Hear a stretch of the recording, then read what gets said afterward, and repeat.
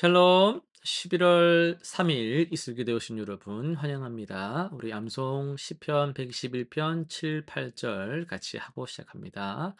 여호와께서 너를 지켜 모든 환난을 면하게 하시며 또 내 영혼을 지키시리로다. 여호와께서 너의 출입을 지금부터 영혼까지 지키시리로다.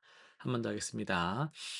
여호와께서 너를 지켜 모든 환난을 면하게 하시며 또 내 영혼을 지키시리로다. 여호와께서 너의 출입을 지금부터 영원까지 지키시리로다. 아멘. 예, 오늘 우리는 열왕기하 16장, 디도서 2장, 호세아 9장, 시편 126에서 128편까지 내용들을 교훈이라는 주제 단어를 통해서 살펴보겠습니다. 열왕기하 16장입니다. 아하스 왕은 하나님보다 강대국의 힘을 의지했습니다. 위기 상황에서 아수르의 구원 요청을 했으며 성전 보물까지 바쳤고 다메섹에서 본 이방 제단을 본떠서 성전을 변형시켰습니다. 그는 하나님의 방식보다 세상의 방법이 더 효과적이다 이렇게 믿었습니다. 이는 오늘날 우리에게도 큰 경고죠. 어려움이 닥칠 때 우리는 누구를 더 의지합니까? 하나님 말씀보다 세상의 논리, 자신의 경험을 따르고 있지는 않습니까? 진정한 지혜는 하나님의 주권을 인정하고 그분의 방식을 기다리고 신뢰하는 것입니다. 아하스의 실패는 우리에게 신앙의 순수성을 지키고 오직 하나님만을 의지하라는 교훈을 남기고 있습니다. 호세아 9장입니다. 이스라엘은 형식적으로 하나님께 제사를 드렸는데요.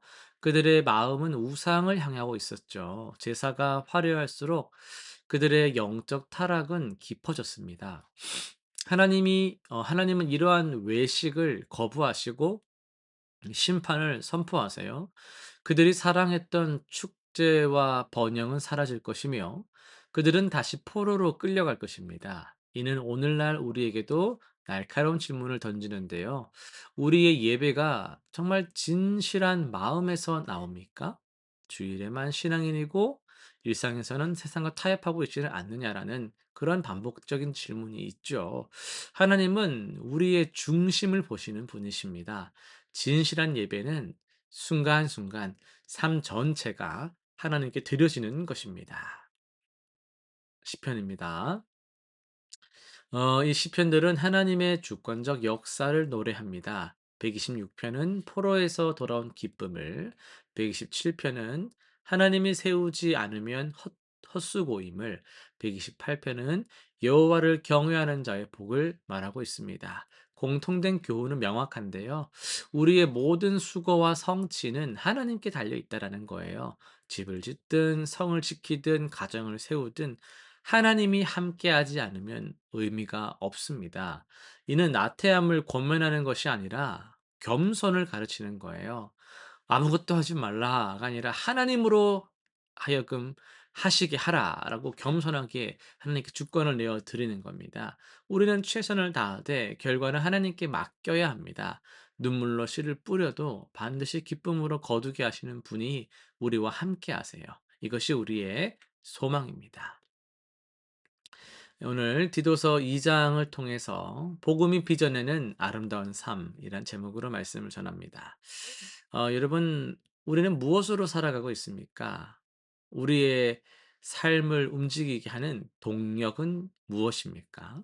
오늘 본문은 우리에게 놀라운 진실을 말합니다. 모든 사람에게 구원을 주시는 하나님의 은혜가 나타나. 그리고 그 은혜가 우리를 양육한다, 즉 훈련시킨다라고 말하고 있습니다. 많은 사람들이 은혜라는 것을 오해할 때가 있어요. 은혜는 그저 죄를 덮어주는 면죄부 정도가 아닙니다. 하나님의 은혜는 우리 삶 전체를 변화시키는 강력한 능력인 것이죠.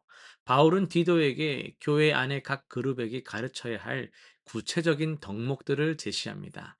뭐 노년 남자들에게는 절제함을요. 노년 여자들에게는 경건함을, 젊은 여자들에게는 가정을 돌보는 것을, 젊은 남자들에게는 신중함을 가르치라고 합니다.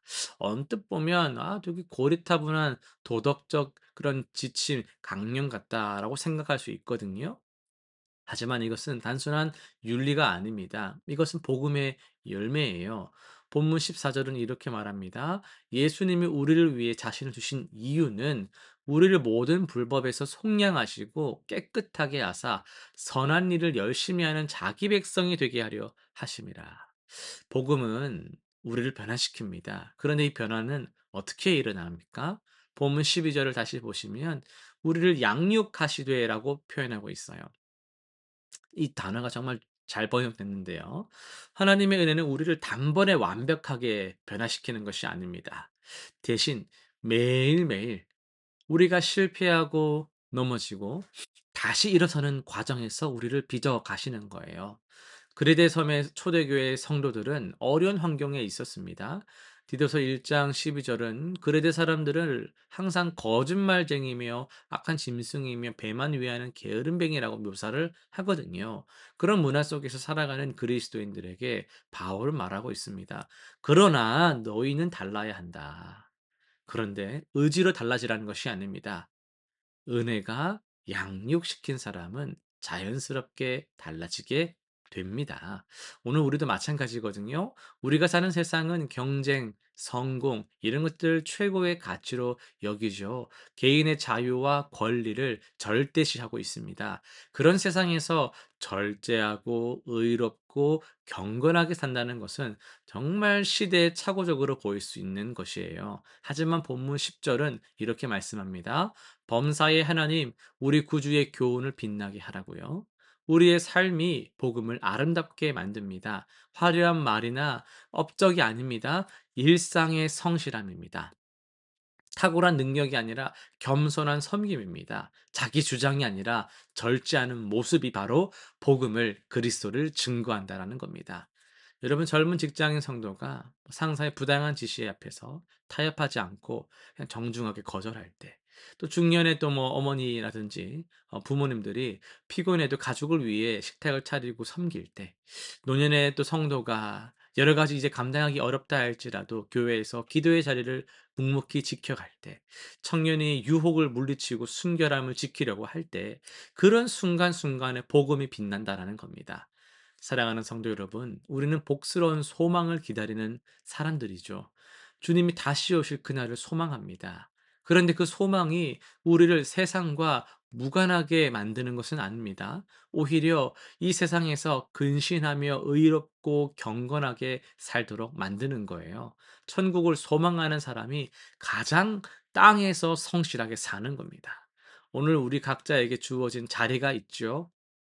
어떤 이는 가정에서, 어떤 이는 직장에서, 어떤 이는 학교에서, 어떤 이는 여러 사람들 가운데서 살아가고 있습니다. 그 평범하다 할 수 있는 자리에서 복음이 여러분을 빚어가도록 허락하시고 순종하시기 바랍니다. 실패해도 괜찮습니다. 양육이잖아요. 넘어지고 쓰러지는 과정을 통해서 걷고 뛰는 법을 배우는 겁니다. 은혜는 우리를 훈련시키는 과정 그 자체인 것이죠.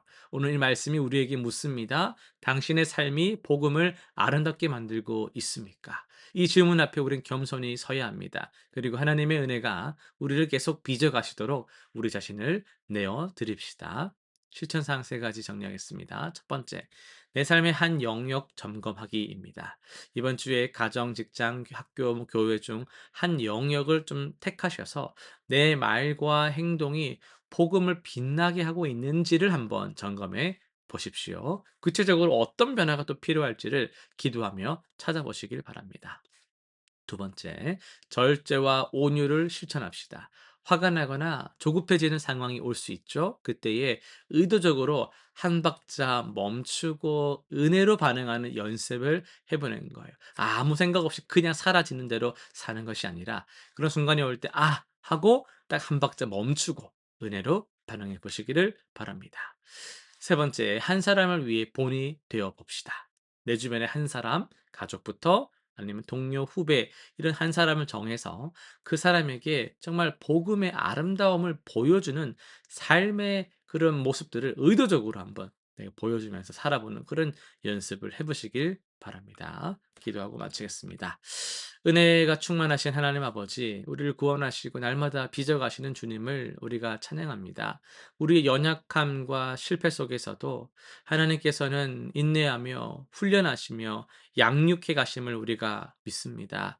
넘어지고 쓰러질지라도 하나님의 그 신실한 은혜를 우리가 기다리며 다시 일어서 나아가는 우리 모두가 되게 하여 주옵소서. 거창한 것이 아니라 정말 사소한 것에서부터 일상적인 일에서부터 신실하게 복음을 드러내며 살아가는 우리 되게 하여 주옵소서. 그리하여 주님 다시 오시는 그날까지 신실하고 충성된 종으로 살아가는 주님의 백성들 되게 하여 주옵소서. 예수님의 이름으로 기도드립니다. 아멘.